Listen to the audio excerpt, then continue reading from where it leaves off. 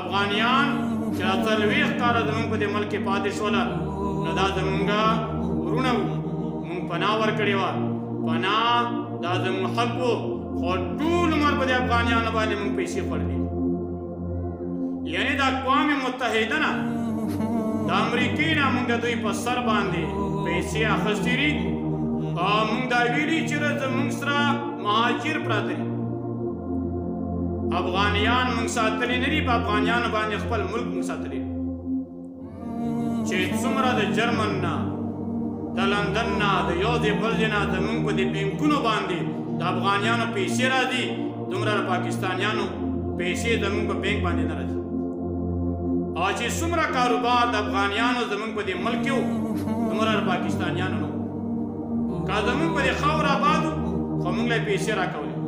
دوکان هم د هغوی خپل ځمکه هم د هغوی خپله خوراک هم د هغوی خپل په مونږ باندې څه بوج نه و نو د هغوی د ویشتلو طریقه یو قانوني پکار ظلمانه نه نور هر یو سړي له خپل ملک پکار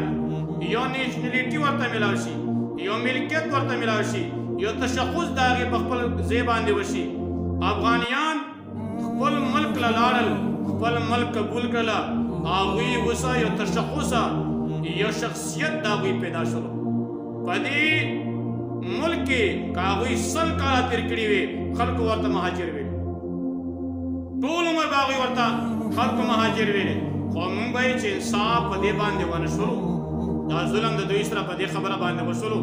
چې په 1984 کې انډیا مهاجر راغلی دي MQM والا هغه چا ونه ویستل هغه اوس هم آباد دي هغوی ته یې نیشنلټي ورکړې ده هغوی له یې قومیت ورکړی دی هغوی یې آباد کړي دي کراچي نیمه ورباندې ونیوله خو که چېرې افغانیان راغلل دا هم په 1980 کې راغلي دي افغانیان چې کله راغلل نو په کار دا دی چې هغوی ته هم داسې ملکي نظام مطابق نیشنلټي ورکړې وې قومیت یې ورکړی وې ملک ورباندې آباد و قوم ورباندې آباد و کاروبار ورباندې آباد و د هغوی داسې ویشتل یا به دې لارو کې د هغوی څه ظلمونه کول یا به قطار ودرول چې تا د ملک نه ویشتل نه بیا یې تلاشي ولې کوي چې ستا د ملک نه روان دي کم یو داسې بم یې د ځان سره روان کړي چې په لارو کې تر هغې تلاشي کوي او په لارو کې ته ورته کیمرې لګولې دي او د هغوی ته لګیا یې زنانه ولاړې دي نرینه ولاړې دي او کشته مرکوي لګیا دي دا طریقه ورسره نه وه په کار د کشته مطابق تلل د هغوی نه وو په کار چې دروازې ورله کلاو کړې وې لکه باران هم ورېدلو 3-4 ورځې ماشومان هم غریبان ولاړ ژاړي زنانم تور سرې هم ولاړې د دوی ازار فریاد خو به لګي که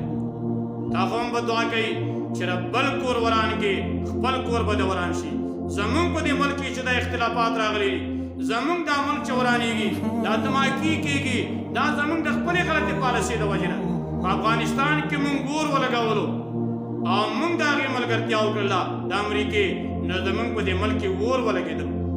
که مونږ د امریکې ملګرتیا نه وې کړې صحیح را تاوان به هم شوی وې خو ملک به په امن باندې وې دا اور به په مونږ کې نه وې لګېدلې افغانیانو ویشتل یو قانوني حق به د هغوی وې خو د ظلم په طریقه به کار دی چې نه وي ویشتلي شوي لږ ټیم زیات ورکړې شوی وې طریقه په طریقه روان وې هغوی له قانوني پاسپورټه یا شناختی کارت ورکړې شوی وې واپس راتللې چلو بارډر پاس کړي وې خو بیا یې واپس راوستلې پر قانون مطابق یې راوستلي وې پاسپورټ یې ورکړی وې شناختی کارت یې ورکړی وې لږ سهولت دې ملک ورکړی په سهولت باندې ویشتلي وې په سهولت باندې بیا راغلي وې نو په دې باندې زموږ خفګان نه و خو دا خفګان زموږ په دې باندې دی چې دا غریبان د سکولونو نه بهر شول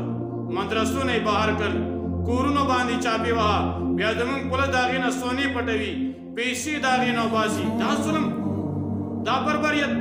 دا ورسره نه و پکار نور قانوني حق دی به د یو ملک او یو نظام وي د خپل ملک قانون وي د ملک به د نظام مطابق هغوی خپل کار کړی دی صحیح را کړي وي خو د ظلم مطابق نه و پکار